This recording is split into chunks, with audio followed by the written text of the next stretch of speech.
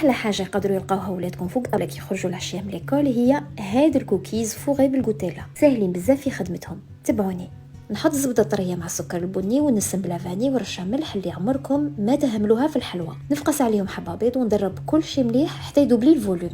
برك ملاحظه اللي ما عندهاش السكر البني يقدر يعوضه بالابيض، ما كان حتى مشكل. وكيخفف الميلونج نتاعي نزيد البيكربونات والخميره نتاع الكاطو ونجيب 250 غرام تاع فرينه ونغربلها. والمقادير دوك تلقاوهم بالتفصيل تحت لا فيديو. نلم العجينه على بعضها وهذا هو القوام ولا كونسيستانس نتاعها. وفي هاد لا غوسيت رماركيتو باللي الوزن نتاع الفرينه محدد. الوغ حتى واذا حسيتوا باللي العجين مازال طري غير ما تزيدوش الفرينه هكذا باش الكوكيز يخرج لكم طري ومويلو من الداخل. نشكلها كويرات يوزنوا 25 غرام للوحده ونحطهم يبردوا 10 دقائق في الكونجيلاتور هكذا باش ما نستناوش بزاف.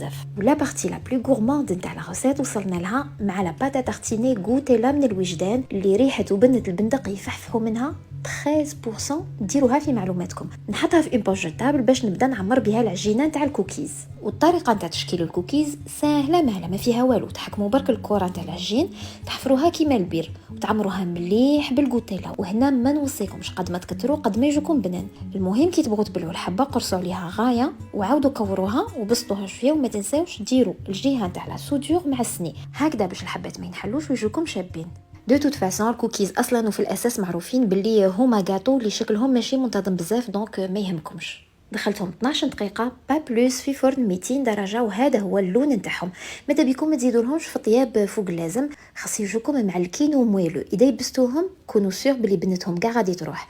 رشوهم برشا كاكاو كي يبردوا حتى تلقاو روحكم بلا تعب وبلا شقا وجدتوا احلى كوكيز واللي على بالي بلي غادي يخرجوا فيهم الكبار قبل الصغار.